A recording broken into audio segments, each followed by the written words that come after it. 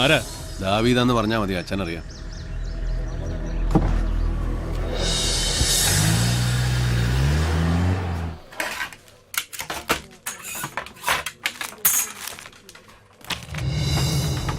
Revenue മന്ത്രി വരട്ടടോ. അയാള് വന്നിട്ട് കാര്യങ്ങൾ അയാൾക്ക് ബോധ്യപ്പെടുന്നുണ്ടോന്ന്. ഏത് നമ്മൾ പറയുന്നതിലെ നേര് അയാൾക്ക് മനസ്സിലാകുന്നുണ്ടോന്ന് നോക്കാം. ഏത് ഇല്ലെങ്കിൽ ഇടുക്കിയിലെ കളക്ടർ ഓഫീസിന്റെ മുന്നിൽ ഞാൻ നിരാഹാരം കിടക്കും. രാഷ്ട്രീയക്കാരന്റെ ചുമ്മാ തട്ടിപ്പ് നിരാഹാരമല്ല, അവിടെ കിടന്ന് ചാവാൻ തയ്യാറായി തന്നെ കിടക്കും. ഏത്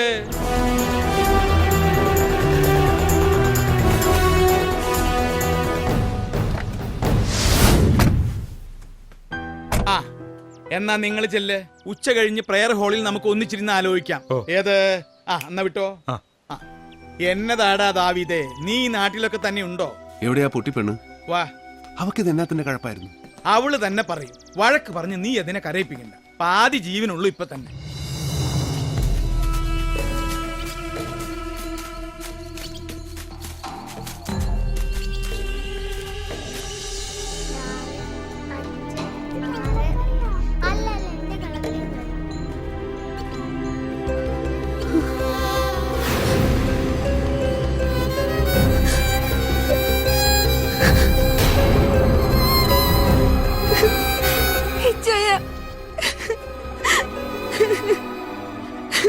എന്നാ പണിയാ മോളെ കാണിച്ചേ?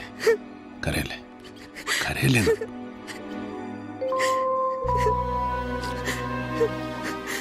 ഒരുത്തനെ കൊല്ലാൻ ധൈര്യം കാണിച്ചവളാന്നോ ഈ കിടന്ന് കാർന്നേ? കൂട്ടുകാരോടുള്ള സ്നേഹമൊക്കെ എനിക്ക് മനസ്സിലാവും, ആ ട്രാജഡി ഉണ്ടാക്കിയ പെയിനും. പക്ഷെ അതിന്റെ കണക്ക് തീർക്കാൻ ഒരുത്തനെ കൊല്ലാൻ ഇറങ്ങിത്തിരിക്കുമ്പോൾ നീ മറ്റൊന്നും ആലോചിച്ചില്ലേ?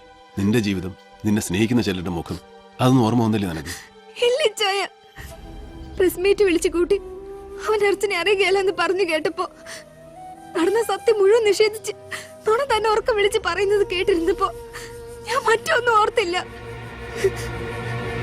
കൊല്ലം തന്നെ തീരുമാനിച്ച ഞാൻ അവന്റെ ഗസ്റ്റ് ഹൗസിലേക്ക് പോയത്. അർച്ചനയുടെ കൂട്ടായിട്ട് ഞാൻ അവിടെ പലതവണ പോയിട്ടുണ്ടായിരുന്നു. പക്ഷെ എനിക്കതിന് കഴിഞ്ഞില്ല. ഇച്ചായ അവനല്ല അവനെ കൊന്നത്.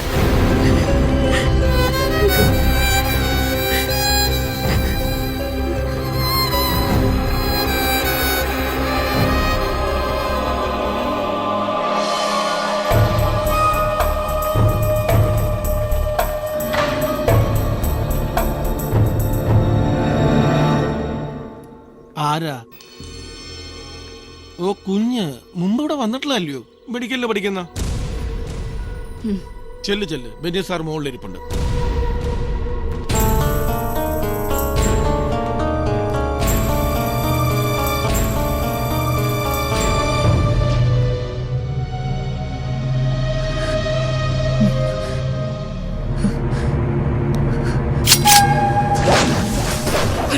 നിനക്കറിയില്ല അല്ലടാ.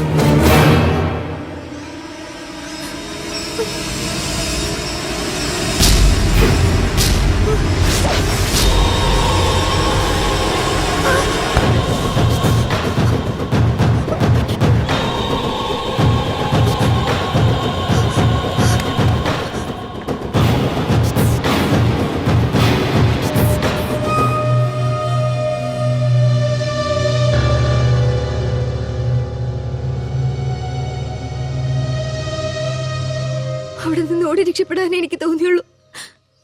ഞാൻ കൊന്നിട്ടില്ലെന്ന് ആരോട് പറയണമെന്നും അറിയില്ലായിരുന്നു. ഇവിടേക്ക് പോരാൻ തീരുമാനിച്ചു. അതിനുള്ള ധൈര്യം എനിക്കുണ്ടായിരുന്നുള്ളൂ. ഇവിടെ വന്നിങ്ങനെ വിളിച്ചിരിക്കുക. എത്ര കാലം? പോലീസ് അറിഞ്ഞു കഴിഞ്ഞു.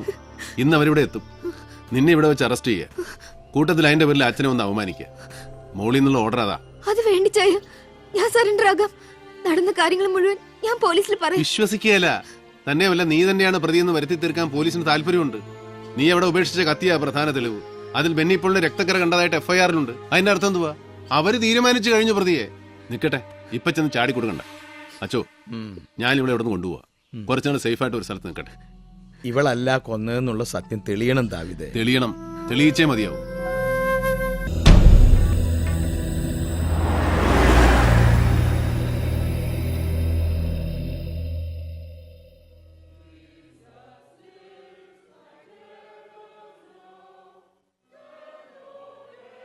ഈ പെങ്കൊച്ചിനെ ഞാൻ എങ്ങാണ്ടോ കണ്ട് പരിചയമുണ്ടല്ലോ. അതിന് അമ്മാമ്മച്ചി കുവൈറ്റിൽ പോയിട്ടുണ്ടോ? ഈ കൊച്ചു ജനിച്ചെന്ന് നമ്മൾ നോക്കാം, അവിടെ ഇല്ലയോ?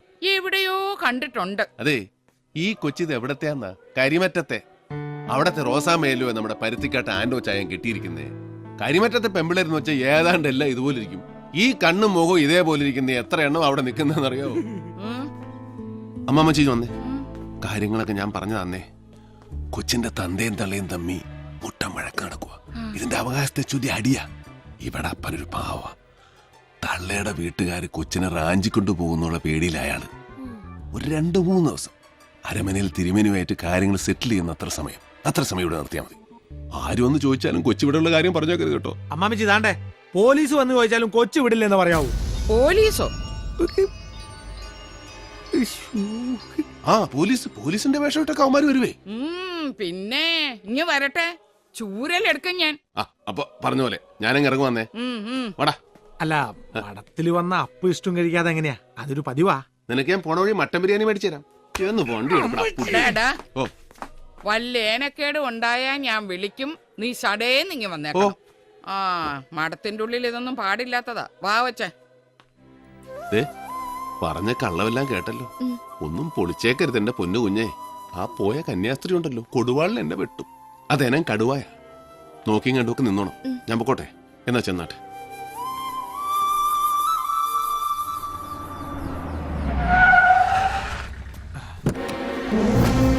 നമസ്കാരം സാർ.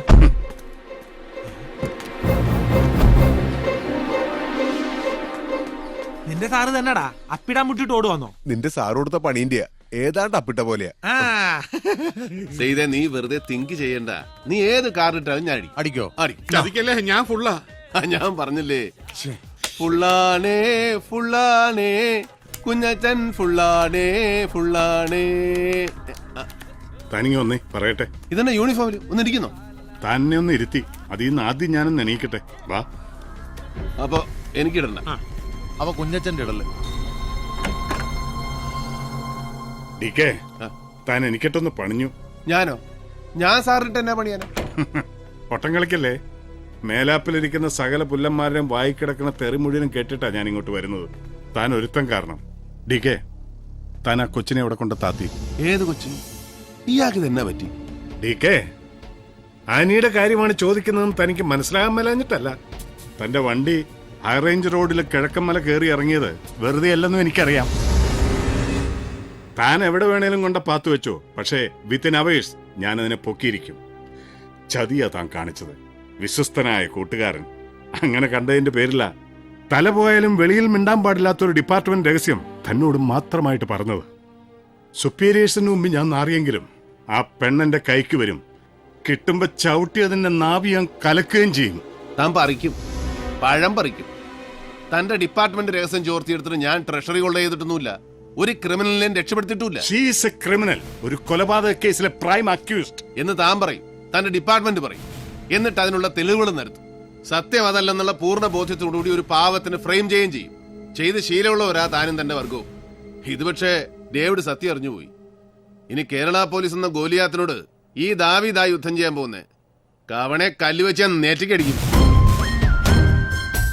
ബെന്നി പോളിന്റെ മുറിയിൽ നിന്ന് കണ്ടെടുത്ത കത്തി, അതായത് ആന എവിടെ കൊണ്ടുവന്നു എന്ന് പറയുന്ന കത്തി, അതിൽ ബെന്നി പോളിന്റെ രക്തക്കറ കണ്ടുവന്ന് FIR എഴുതി ചേർത്ത ആ തന്തയില്ലാ കഴിവേറുന്ന മോന്റെയും അവനെ കൊണ്ട് ആ മറ്റേ പണി ചെയ്യിച്ച ആ ഏമാന്റെയും, അവൻ ആരും ആയിക്കോട്ടെ, ചെന്ന് പറഞ്ഞേക്ക്.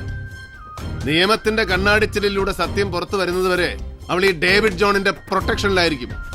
ആ സംരക്ഷണ വലയം ഭേദിച്ച് അവളെ കൊണ്ടുപോവാൻ എന്റെ പൊന്നു രാജഗോപാല, അതുകൊണ്ടേ ഇയാളതെ ഇച്ചിരി കൂടെ മൂക്കണം.